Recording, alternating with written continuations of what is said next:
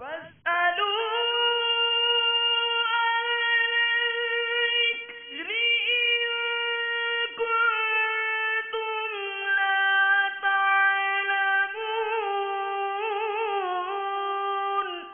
اے لوگو علم والوں سے پوچھو اگر تمہیں علم نہ ہو۔ الحمدللہ رب العالمین والصلاة والسلام علی سید الانبیاء والمرسلین اما بعد فاعوذ باللہ من الشیطان الرجیم بسم اللہ الرحمن الرحیم الصلاة والسلام علیک یا رسول اللہ وعلی آلک واصحابک یا حبیب اللہ الصلاة والسلام علیک یا نبی اللہ وعلی آلک واصحابک یا نور اللہ۔ سرکار مدینہ قرار قلب و سینہ صلی اللہ تعالی علیہ وآلہ وسلم کا برکت نشان ہے، جس کا مفہوم کچھ یوں ہے کہ جو مجھ پر ایک مرتبہ درود پاک پڑھتا ہے، اللہ تبارک و تعالی اسے 10 نیکیاں عطا فرماتا ہے، اس کے 10 گناہ معاف فرماتا ہے اور اس کے 10 درجات بلند کیے جاتے ہیں۔ کثرت درود کیجیے۔ رمضان المبارک کے چند ہی ایام اب باقی ہیں اور رمضان کی نیکیوں کا ثواب بہت گنا بڑھا دیا جاتا ہے۔ اللہ تبارک و تعالی ہمیں ماہ رمضان المبارک کی زیادہ سے زیادہ رحمتیں اور برکتیں حاصل کرنے کی توفیق عطا فرمائے۔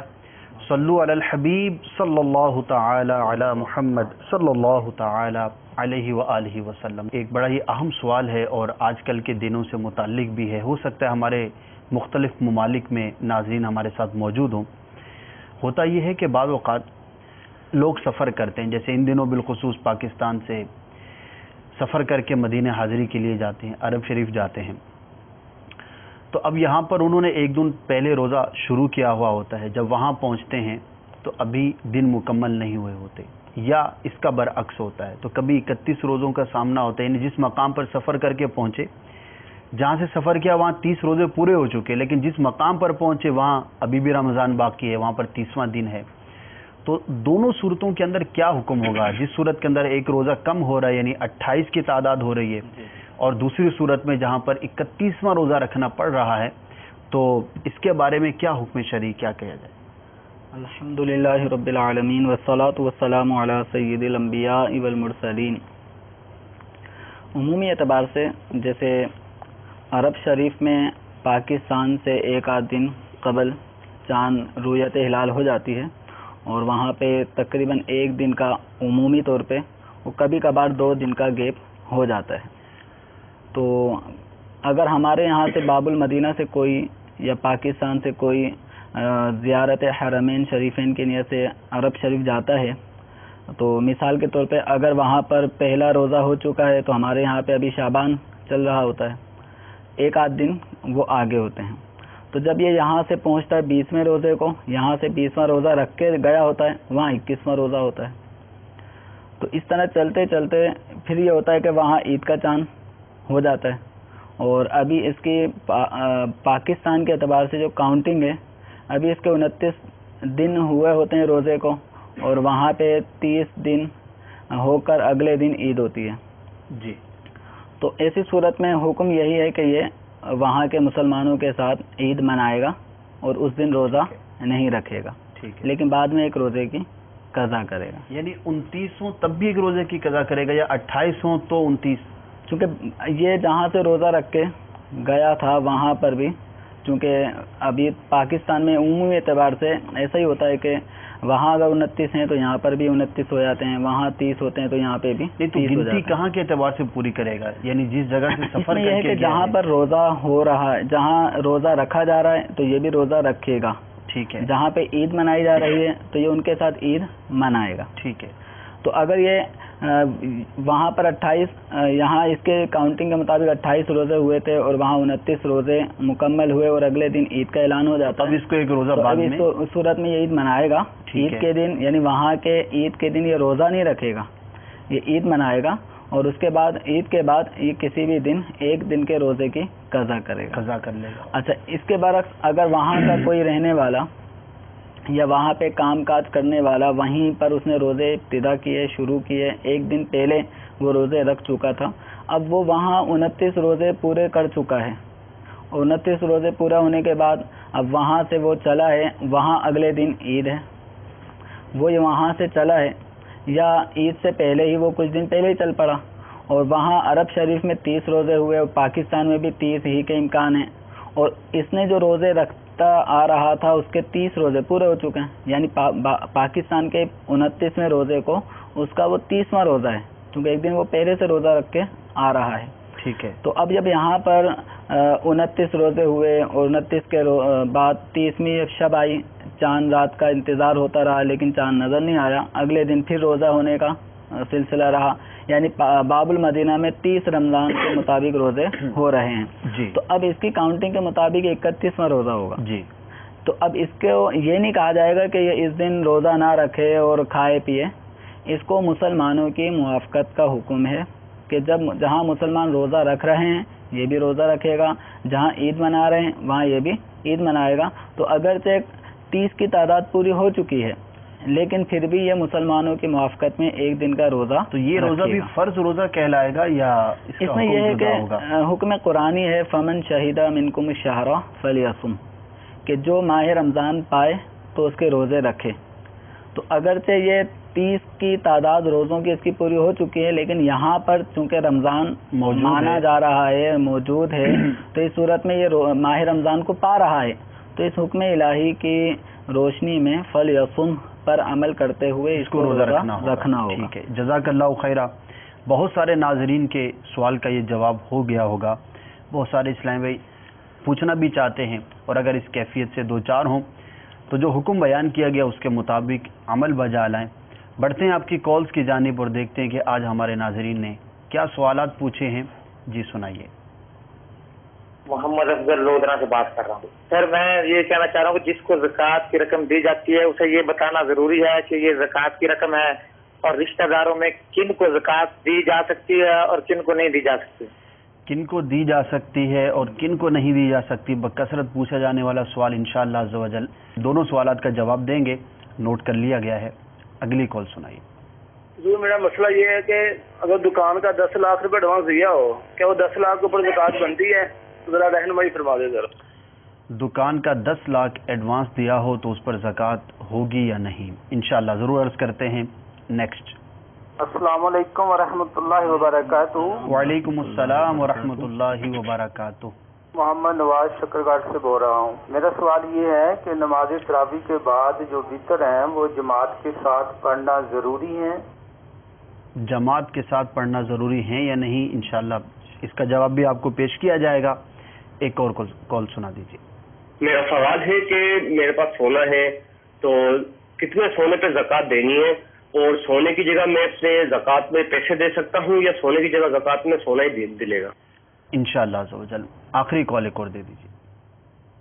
السلام علیکم ورحمۃ اللہ وبرکاتہ. وعلیکم السلام ورحمۃ اللہ وبرکاتہ. میرا مسئلہ یہ ہے، میں ابوظہبی سے بات کر رہا ہوں، محمد عثمان. میرے بیوی بچے یہاں پہ آئے ہیں رمضان میں اور زکوٰۃ نکالنے کی. زکوٰۃ کے پیسے جو ہیں وہ رکھے ہوئے ہم نے، عید کے بعد دے سکتے ہیں؟ زکوٰۃ کے پیسے رکھے ہوئے ہیں، عید کے بعد دینا چاہتے ہیں، دے سکتے ہیں یا نہیں؟ انشاءاللہ عز و جل. آپ تمام اسلام بھائیوں کا بہت بہت شکریہ، آپ نے کال کی. آئیے بڑھتے ہیں جوابات کی جانب اور سنتے ہیں کہ شریعت مطہرہ ان مسائل کے بارے میں کیا ارشاد فرماتی ہے. پہلا جو سوال کیا گیا کہ جس کو ہم زکوٰۃ دے رہے ہیں تو کیا اس کو بتانا ہوگا یہ زکوٰۃ کا لفافہ ہے یا کس کو زکوٰۃ دیں کس کو نہیں دیں. تو زکوٰۃ کی رشتہ داروں میں سے کس کو. تو زکوٰۃ کی ادائیگی کے لیے ضروری نہیں ہے کہ ہم جس کو بھی دیں تو اس کو بتائیں کہ یہ زکوٰۃ کی رقم آپ کو دی جا رہی ہے. بسا اوقات لینے والے کو شرمندگی ہوتی ہے اور بسا اوقات لینے والا آپ کو بھی شرمندہ کر سکتا ہے کہ تم میری مدد زکوٰۃ کے ذریعے کرو گے، میں نہیں لیتا، تو آپ کو شرمندگی ہوگی. تو شریعت مطہرہ نے اس معاملے میں آسانی فرمائی ہے کہ آپ کی زکوٰۃ بھی ادا ہو جائے اور اگلے شخص کو شرمندگی کا احساس بھی نہ ہو اور آپ کو بھی شرمندگی نہ اٹھانی پڑے.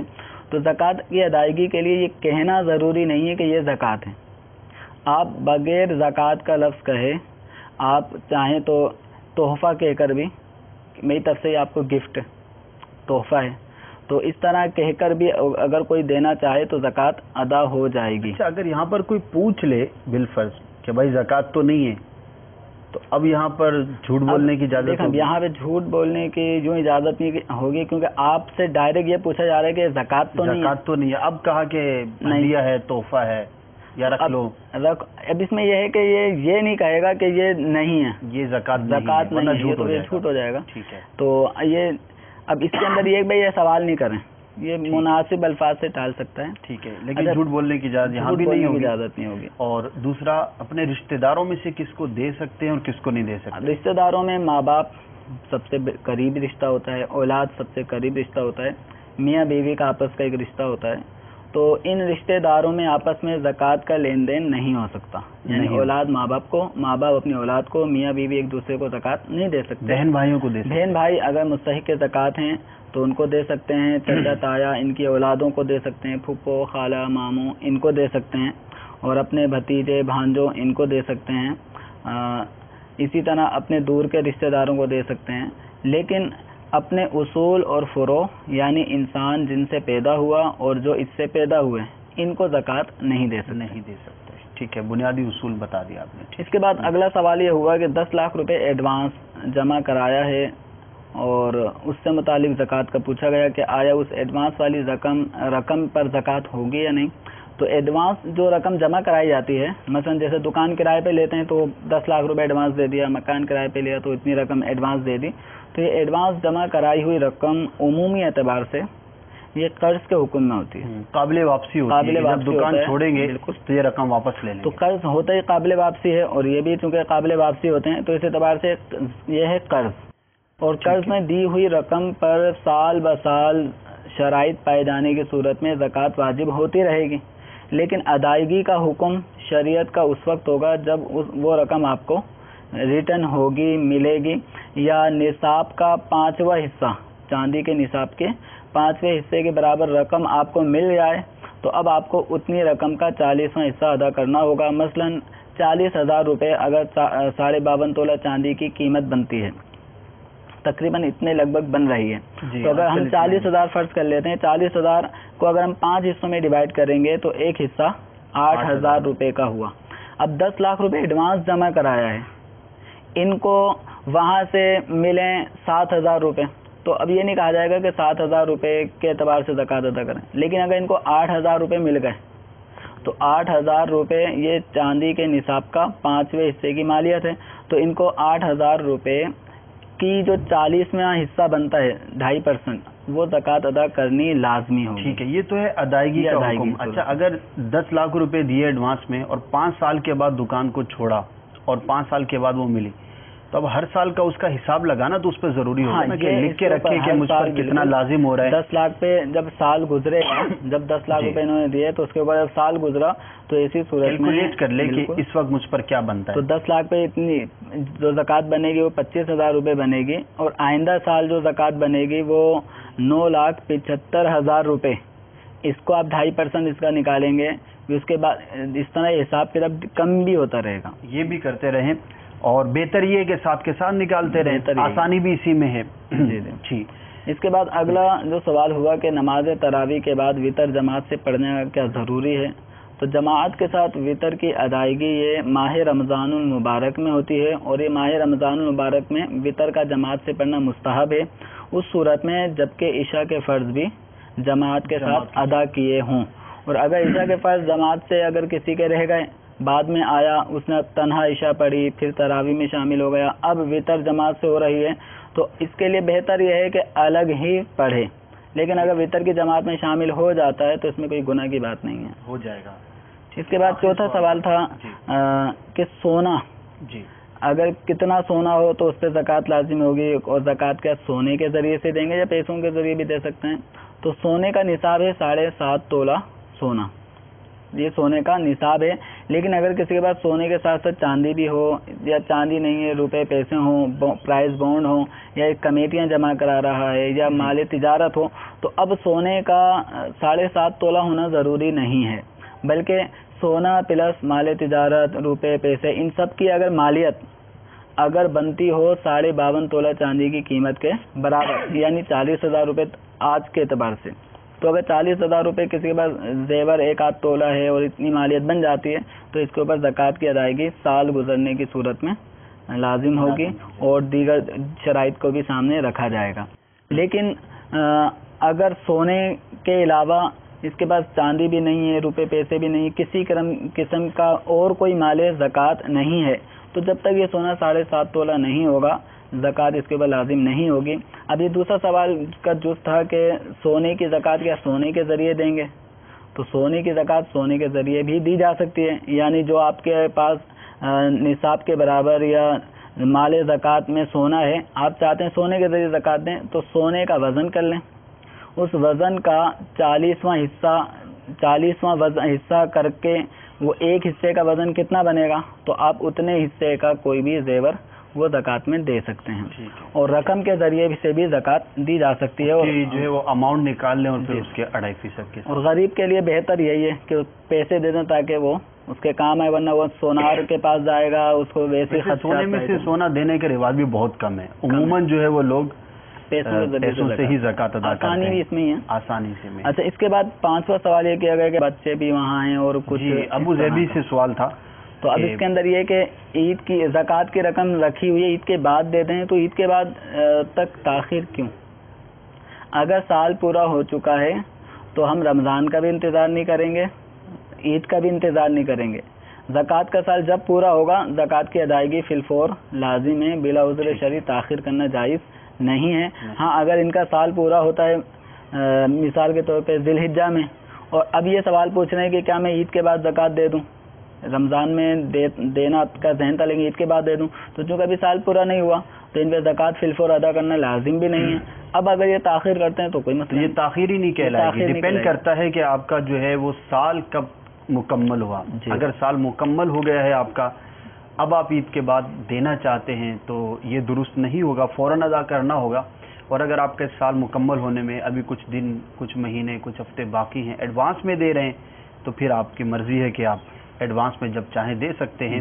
تو بہرحال زکوٰۃ میں ہرگز تاخیر نہ کریں. اور یہاں پر میں اپنے ناظرین کو اپنی مدنی تحریک دعوت اسلامی کے لیے اپنی زکوٰۃ، فطرات، صدقات اور جو بھی آپ نفلی صدقات اس ماہ مبارک کے اندر نکالتے ہیں، جہاں آپ اپنے اعزاء اقربا کو دیں، ساتھ دعوت اسلامی کو بھی ضرور دیں. نہ بھولیں، آپ کی اکلوتی مدنی تحریک ہے، کروڑ کے اس کے اخراجات ہیں.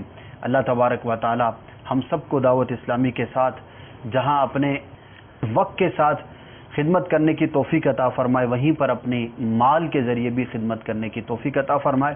بڑھتے ہیں مزید کالز کی جانب اور دیکھتے ہیں کہ کیا سوالات پوچھے گئے ہیں. جی، کال سنائیے.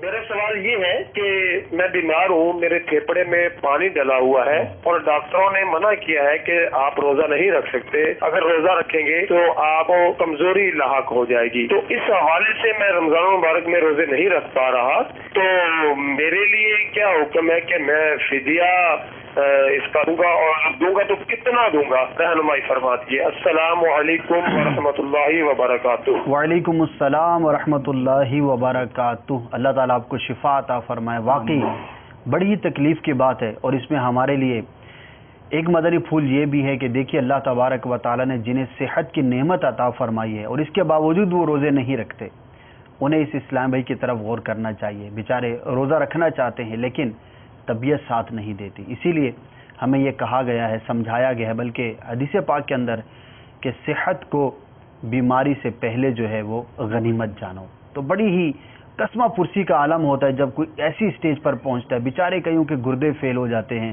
بیچارے کئی جو ہے وہ کینسر کے مریض ہوتے ہیں، کئی کمر کے درد کے مریض ہوتے ہیں، نہ نماز پڑھ سکتے ہیں نہ روزہ رکھ سکتے ہیں.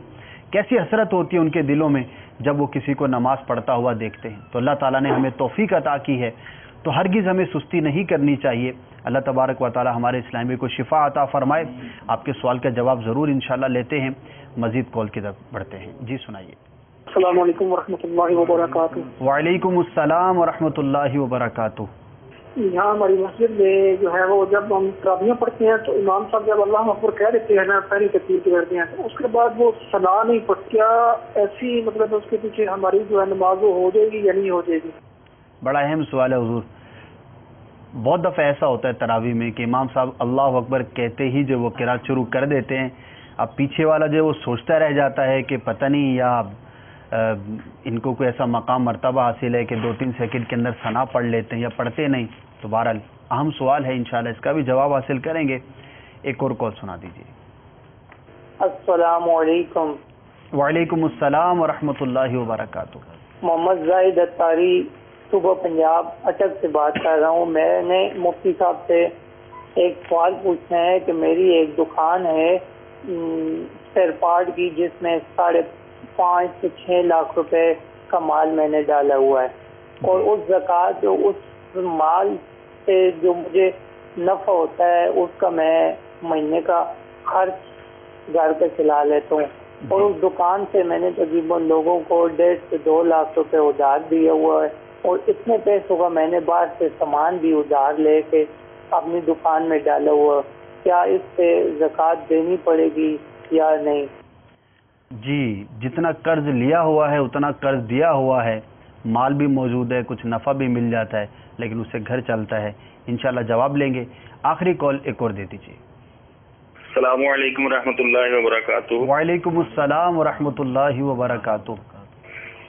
میں مرکز اولیاء لاہور سے بول رہا ہوں. میرا مفتی صاحب سے یہ سوال ہے کہ اگر کسی شخص نے پلاٹ لیا اور پلاٹ لیتے وقت مطلب وہ رقم جو ہے نا وہ کمیٹی کی صورت میں اس کو ملی ہے، ابھی وہ کمیٹی کے پیسے جو بقیہ وہ دینے والے ہیں، مطلب مثال کے طور پہ 3 کمیٹیاں جا چکی ہیں، بقیہ ابھی تقریباً 27 نامے باقی ہیں، اور وہ کمیٹی سے اگر ہم پلاٹ لے لیتے ہیں، نہ اس کے بیچنے کی نیت ہے نہ اس کے رکھنے کی نیت ہے، مطلب اس وجہ سے ہم لیتے ہیں کہ چلو یہ کمیٹی تو نکل آئی ہے تو اس کو ابھی تو قسطوں میں ہم نے پیسے دینے ہیں، تو ہو سکتا ہے پیسے اس میں پلاٹ میں بڑھ جائیں تو اس میں فائدہ ہو سکتا ہے، تو وہ پیسوں میں ہم اگر پلاٹ لے لیتے ہیں تو اس صورت میں کیا اس پر زکوٰۃ دینی پڑے گی کہ نہیں؟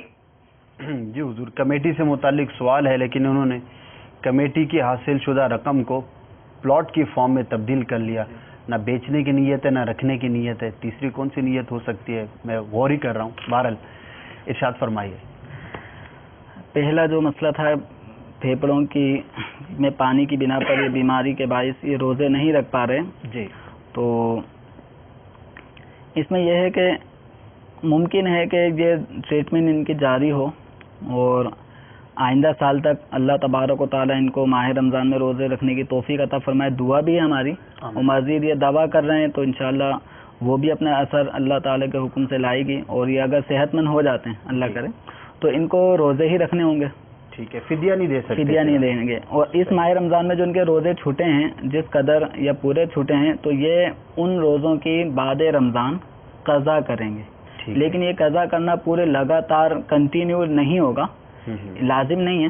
چاہے تو جب سہولت ہو لگاتار رکھنے کا، جہاں موقع ہو، ٹھنڈا موسم آ جائے تو لگاتار رکھیں، اور اگر گرم آ جائے تو وقفہ بھی کر سکتے ہیں. لیکن ان کو اگلے ماہ رمضان کے آنے سے پہلے اس پچھلے ماہ رمضان کے روزوں کی قضا کرنی ہوگی. فدیہ نہیں ہوگا. فدیے کا حکم اس شخص کے لیے ہوتا ہے، اس بوڑھے مرد، اس بوڑھی عورت کے لیے ہوتا ہے کہ جو اپنے بڑھاپے اور ضعف کمزوری کے تحت اس مقام پہ پہنچ گیا ہے کہ اب بھی روزہ رکھنے کی طاقت نہیں ہے. ٹھیک ہے. اور سردی میں بھی نہیں رکھ سکتا، اور نہ وقفے سے رکھ سکتا ہے. کسی طرح اس میں روزے رکھنے کی فی الحال بھی طاقت نہیں، اور آئندہ بھی امید نہیں نظر آتی. عمر کے ایسے حصے میں پہنچ چکا اس کے لیے تو اب اس کے لیے یہ ہے کہ ہر دن کا وہ ایک فدیہ دے گا، اور فدیہ ہوتا ہے صدقہ فطر کے برابر رقم، یعنی تقریباً 100 روپے ہمارے پاکستانی اعتبار سے 100 روپے. وہ اگر گندم کے 2 کلو میں 80 گرام کم کی جو مالیت ہے یا تقریباً 100 روپے بن جاتے ہیں، تو 100 روپے ایک روزے کا وہ فدیہ کے طور پہ دے. لیکن وہ ان کے لیے نہیں ہے، ان کے لیے فی الحال نہیں ہے. یہ اپنی کنڈیشن باقاعدہ پھر دارالفتہ اہل سنت سے فون کر کے رابطہ کر کے معلوم کریں گے میری یہ کنڈیشن ہے کہ آپ مزید کہ اب فدیہ والی پوزیشن میں ہوں یا نہیں. تو بظاہر ان کے سوال سے ایسا نظر نہیں آ رہا کہ یہ فدیہ دیں. ٹھیک ہے. دوسرا سوال تھا کہ امام صاحب تراوی میں اللہ اکبر پڑھتے ہیں، اور اللہ اکبر پڑھتے ہی پھر وہ الحمد شریف پڑھنا شروع کر دیتے ہیں. انہوں نے ثنا پڑھی یا نہیں پڑھی؟ تو دیکھیں، ثنا پڑھنا یہ نماز کے اندر سنت ہے، چاہے تراویح ہو یا عام نماز. تو امام ہو یا مقتدی ان کو ثنا پڑھنی ہے. اب جو امام اگر ثنا نہیں پڑھتا تو وہ ترک سنت کا مرتکب ہوتا ہے. لیکن اس کے باوجود ایسا حکم نہیں ہے مقتدی کے لیے کہ اس امام کے پیچھے نماز نہ پڑھے، نماز نہ ہوئی. ان کا سوال یہی تھا، نماز ہوئی یا یہ ٹینشن نہ لے، نماز ہو گئی لیکن امام کا ثنا چھوڑنا یہ ترک سنت ہے. اس کا ایسا کرنا منع ہے. ان کو چاہیے جہاں اتنا ٹائم ہوتا ہے تراویح کے بعد بھی تو انہوں نے وقت گزارنا ہی ہے. تھوڑا سا اگر یہ 20 رکعتوں میں ثنا پڑھیں گے, 10 مرتبہ پڑھیں گے, اور 10 مرتبہ پڑھنے میں بمشکل 2 سے 4 منٹ ان کو مسجد لگ جائیں گے. اللہ تعالیٰ کی دربار میں کھڑے ہو کر قیام کی حالت میں اس کی تعریف کرنے پر جو اجر و ثواب ملے گا. ویسے یہ نفسیاتی بات ہے, میں غور کرتا ہوں اس بات پہ بھی, اور اسی طرح سے جو بہت زیادہ تیزی سے پڑھتے ہیں. اب جو تیزی سے پڑھتے ہیں نا, اور اگر ٹھہر ٹھہر کے پڑھیں اور اچھے انداز پر قرآن پڑھیں تو 8-10 منٹ سے زیادہ کا ٹوٹل 20 رکعت کے اندر فرق نہیں پڑتا, لیکن ایک نفسیاتی بات ہے. اسی طرح شریعت مطہرہ نے جو قضا نماز ہے اس کے اندر رعایتیں دی ہیں, چند رعایتیں ہیں 2-3 مقامات پر, جس کے بعد بہت ساری قضا نمازیں ذمے پر باقی ہیں. 4 مقامات تو اس پہ میں نے غور کیا ہے, تو شاید اس میں بھی ایک پوری 4 رکعت کے اندر 1 سے 1.5 منٹ کا ہی فرق پڑتا ہے, کوئی بہت زیادہ اتنا فرق نہیں پڑتا. تو کوشش کریں جتنا زیادہ اللہ تبارک و تعالیٰ کی بارگاہ میں زیادہ دیر حاضری دیں گے اور جتنا زیادہ کوشش سے عبادت کریں گے تو انشاءاللہ ثواب زیادہ ملے گا. بہرحال امام کو چاہیے کہ وہ ثنا ضرور پڑھے. نیکسٹ ایک اور سوال یہ کیا گیا کہ 5-5.5 لاکھ روپے کا مال دکان میں ڈالا ہے اور تقریباً 1.5 لاکھ لوگوں سے لینا ہے, اور جن سے مال ہول سیل پہ اٹھایا ان کو بھی انہیں دینا ہے. تو اس وقت دکان میں جو مال ہے وہ تقریباً 5.5 لاکھ روپے کا ان کا بنتا ہے, اور 1.5 لاکھ روپے ان کا لوگوں پہ قرضہ ہے جو یہ وصول کریں گے, اور تقریباً سمجھو جو وصول کریں گے وہی ان کو ادا کرنا ہے. تو اس وقت جو دکان میں 5-5.5 لاکھ روپے کا مال ہے, تو ان کے سوال سے ایسا لگتا ہے کہ یہ ایسا مال ہے کہ یہ قرض میں ڈوبا ہوا نہیں ہے جی, چونکہ جتنا انہوں نے لینا ہے اتنا ہی ان کے اوپر تقریباً لازم ہے. تو جو لازم ہے اتنا کہیں سے مل جائے گا. یعنی اگر یہ سمجھیں کہ 5.5 ابھی ہیں, 1.5 لاکھ مزید لوگوں سے یہ لیں گے تو یہ بن جائیں گے 7 لاکھ. پھر اگر اس میں 7 لاکھ میں 1.5 لاکھ قرض مائنس کریں گے پھر 5.5 پہ آ جائے گی معاملہ. ٹھیک ہے, تو ان کو 5.5 لاکھ روپے کی زکوٰۃ ادا کرنی ہے سال پورا ہونے کی صورت میں. اگر ان کے پاس یہ تو دکان میں کاروباری سطح کا مال ہے جس کے بارے میں انہوں نے سوال کیا, اگر ان کا مزید کوئی بینک بیلنس اور ہے, سیونگز ہیں, پرائز بانڈز ہیں, وہ بھی اس میں ایڈ کریں گے, سونا چاندی ہے وہ بھی اس میں ایڈ کریں گے, کوئی پلاٹ ہے تجارتی اس کو بھی اس کی قیمت کو بھی ایڈ کریں گے, اور اس کے حساب سے زکوٰۃ ان کو 40واں حصہ ادا کرنا ہوگا. اس کے بعد سوال ہوا کہ پلاٹ خریدا ہے, لیکن وہ پلاٹ خریدا ہے کمیٹی کھلنے کی صورت میں جو رقم ملی ہے اس رقم سے, اور 27 قسطیں کچھ باقی ہیں. تو اب اس صورت میں یہ ہے کہ 27 قسطیں باقی ہیں, تو یہ کتنی قسطوں پر مشتمل رقم تھی. تو اب یہ اس میں یوں سمجھ لیں کہ جتنی رقم آپ نے جمع کرائی تھی وہ پلس اور مزید آپ کو ملتی ہے. کمیٹی کھلنے کا عام جو طریقہ ہوتا ہے, تو اس میں جتنی آپ نے رقم جمع کرائی ہوتی ہے وہ تو آپ کو واپس مل جاتی ہے, وہ سم جیسی گئی تھی ویسی واپس آ گئی. آپ کو مزید جو رقم ملتی ہے نا, یہ رقم ہوتی ہے قرض. یعنی جتنی رقم آپ کو اضافی ملی اور ہر مہینے آپ ادا کرتے جا رہے ہیں, اب جتنی باقی رہ گئی قسطیں وہ آپ کے اوپر قرض ہوتی ہیں. اب اس رقم سے آپ نے پلاٹ خرید لیا. اب ان کا یہ تھا کہ کوئی تجارت کی بھی نیت نہیں ہے اور رہنے کی بھی نیت نہیں ہے, تو ویسے ہی لے لیا. تو اگر تجارت کی نیت سے لیا ہوتا وہ پلاٹ, تو اس پلاٹ کی قیمت جتنی بنتی اس قیمت میں سے جتنی کمیٹی کی قسطیں باقی ہیں وہ آپ مائنس کرتے, اور اس پلاٹ کی قیمت اگر پھر بھی 52.5 تولہ چاندی کی قیمت سے اوپر یا اس کے برابر رہتی تو زکوٰۃ کی صورت ان کے اوپر آتی. صحیح. اور اگر انہوں نے ویسے ہی لیا, رہنے کے لیے لیا ہوتا تو زکوٰۃ نہیں ہوتی. اور اگر انہوں نے ویسے ہی لیا ہے, کوئی تجارت کی نیت نہیں ہے, تو ایسی محمل نیت والے پلاٹ پر بھی زکوٰۃ نہیں ہے. الحمدللہ آج ہم نے زکوٰۃ سے متعلق کافی سوالات تھے, اس کے جوابات سنے, نماز سے متعلق بھی تھے, اسی طرح رمضان المبارک سے متعلق, روزے سے متعلق. اللہ تبارک و تعالی ہم نے جو کچھ سنا اسے یاد رکھنے کی, سمجھنے کے بعد دوسروں تک پہنچانے کی توفیق عطا فرمائے. صلو علی الحبیب صلی اللہ تعالی علی محمد صلی اللہ تعالی علیہ وآلہ وسلم.